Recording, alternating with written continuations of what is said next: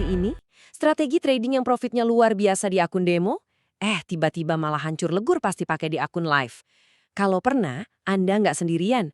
Nah, dalam pembahasan kali ini, kita akan bongkar tuntas kenapa ini bisa terjadi. Ini bukan karena pasarnya curang, tapi karena akun demo dan pasar real itu, ya dua dunia yang sama sekali berbeda. Oke, langsung aja ke intinya. Ini dia nih, pertanyaan yang mungkin menghantui banyak sekali trader.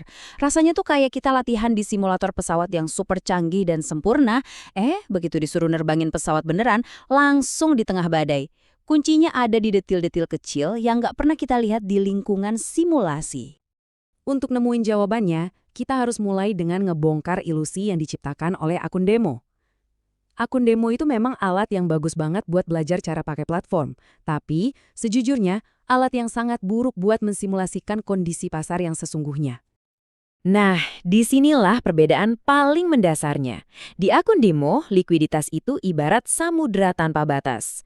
Anda mau trading sebesar apapun, kapanpun, pasti langsung dieksekusi detik itu juga, di harga yang persis Anda lihat. Sempurna kan? Tapi di dunia nyata, beda cerita. Likuiditas itu terbatas, tersebar di banyak tempat, dan yang paling penting, akses Anda ke sana itu bersyarat. Ini poin yang krusial banget. Pasar forex itu beda sama pasar saham, sifatnya over the counter atau OTC. Artinya, nggak ada satu gedung pusat tempat semua transaksi terjadi. Pasar forex itu adalah jaringan global raksasa yang isinya bank, institusi, dan broker yang saling bertransaksi satu sama lain. Setiap trade itu pada dasarnya adalah kesepakatan pribadi. Nah, dari sinilah semua friksi yang akan kita bahas nanti berasal. Oke, mari kita sambungkan.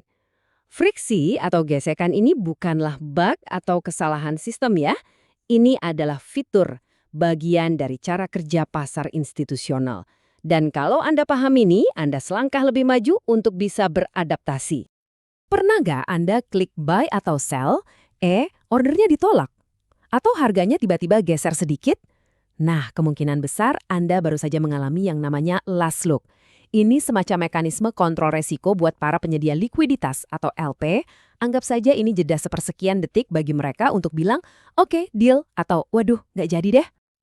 Prosesnya kira-kira begini. Waktu Anda klik tombol trading, itu bukan akhir dari cerita, tapi justru awal dari serangkaian pengecekan super cepat. Dalam hitungan milidetik, sistem LP akan ngecek, permintaannya valid nggak? Kreditnya cukup nggak? Dan yang paling penting, harga pasarnya udah gerak belum sejak mereka ngasih kuotasi tadi? Jadi, disinilah momen krusialnya. Kalau dalam jeda waktu super singkat itu, harga pasar bergerak merugikan si LP, mereka punya hak untuk menolak trade Anda buat melindungi diri mereka. Hasilnya buat Anda, bisa jadi slippage, dapat harga yang sedikit lebih jelek, atau ordernya ditolak mentah-mentah, sesuatu yang nggak akan pernah terjadi di dunia demo yang serba instan. Sekarang kita masuk lebih dalam lagi. Ternyata, para LP ini nggak memperlakukan semua order secara sama rata loh. Mereka secara aktif menganalisis dari mana order itu datang pakai sesuatu yang namanya flow tagging. Pada dasarnya, mereka mau tahu, Anda ini tipe trader yang pinter atau trader yang biasa. Jadi, LP itu membagi trader jadi dua kategori besar. Ada yang namanya soft flow, ini biasanya datang dari sumber yang dianggap acak. Misalnya perusahaan yang mau hedging atau trader retail pada umumnya. LP suka banget sama yang ini. Sebaliknya, ada sharp flow. Ini datang dari trader yang secara konsisten bisa mengalahkan pasar. Nah, bagi LP, flow jenis ini dianggap toksik karena bisa bikin mereka rugi. Terus, apa akibatnya kalau strategi Anda sampai dicap sebagai sharp? Kutipan ini ngejelasin semuanya. LT bakal secara aktif bikin trading jadi lebih susah buat Anda. Mereka bisa melebarkan spread yang artinya biaya trading Anda jadi lebih mahal. Atau mereka akan menempatkan order Anda di jalur eksekusi yang lebih lambat dan lebih ketat. Inilah salah satu alasan utama kenapa strategi scalping yang sukses gila-gilaan di demo bisa tiba-tiba macet total di akun live. Oke, selain mekanika eksekusi, ada satu lagi tembok besar yang membedakan demo dan live, yaitu tekanan dari modal real. Di akun demo, Anda main pakai uang monopoli. Di akun live, setiap klik punya konsekuensi finansial yang nyata. Di level institusional, akses ke likuiditas terbaik itu bukan soal punya platform paling cepat, tapi soal kredit. Institusi besar itu pakai layanan namanya prime brokerage. Gampangnya, ini kayak ada satu bank raksasa yang minjemin reputasi kredit super bagusnya ke klien mereka, misalnya hedge fund. Ini memungkinkan si hedge fund buat bertransaksi dengan seluruh pasar seolah-olah mereka adalah bank besar itu sendiri. Intinya begini, akses ke kolam likuiditas paling dalam itu dijaga oleh gerbang bernama kredit. Tanpa hubungan kredit yang kuat, Anda nggak bisa ikut main. Sebuah realitas yang sama sekali nggak ada di dunia demo, di mana kredit Anda itu tak terbatas. Dan seberapa besar sih gerbang kredit itu? Coba lihat angka ini. Buat dapat akses langsung ke penyedia likuiditas kelas atas, yaitu bank-bank besar, sebuah institusi biasanya butuh jaminan minimal 10 juta dolar. Atau bahkan lebih. Angka ini menjelaskan kenapa kita, para trader retail, dan bahkan beberapa institusi kecil mengakses pasar secara tidak langsung. Nah, buat kita sebagai trader retail, konsep kredit institusional tadi turunannya menjadi sesuatu yang kita kenal banget. Margin. Margin itu pada dasarnya adalah jaminan yang kita kasih ke broker. Ini bukan cuma angka di layar ya, ini adalah mekanisme manajemen risiko real time yang punya konsekuensi yang sangat nyata. Yuk, kita bedah sedikit. Initial margin itu ibarat uang muka yang Anda setor. Variation margin itu penyesuaian harian berdasarkan posisi Anda lagi untung atau rugi. Nah, yang paling genting itu margin call. Ini adalah momen di mana broker menelpon Anda minta tambahan dana karena posisi Anda merugi. Kalau tidak, mereka akan menutup paksa posisi Anda. Tekanan seperti inilah yang bisa memaksa kita membuat keputusan panik yang nggak akan pernah kita alami di akun demo.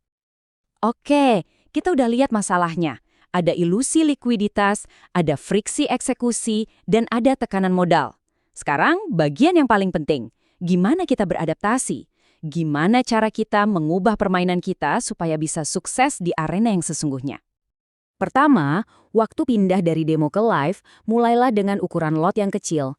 Ini bukan cuma buat ngatur risiko, tapi juga bikin flow trading Anda kelihatan lebih soft di mata LP. Kedua, jangan cuma uji strategi Anda pas pasar lagi adem ayem. Coba lihat gimana performanya pas ada rilis berita penting atau saat volatilitas tinggi.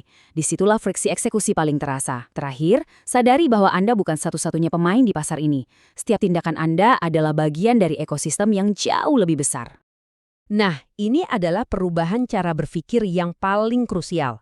Spread dan slippage yang Anda alami itu bukan lagi gangguan, tapi data.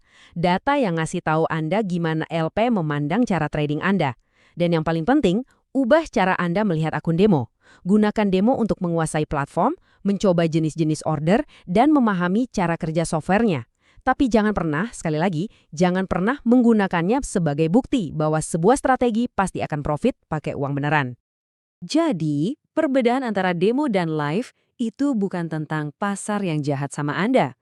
Tapi ini tentang akhirnya kita bisa melihat lapangan permainan yang sebenarnya lengkap dengan semua tantangan dan nuansanya. Pertanyaannya sekarang bukan lagi kenapa strategi saya gagal, tapi dengan pemahaman baru ini, bagaimana saya akan beradaptasi untuk menang.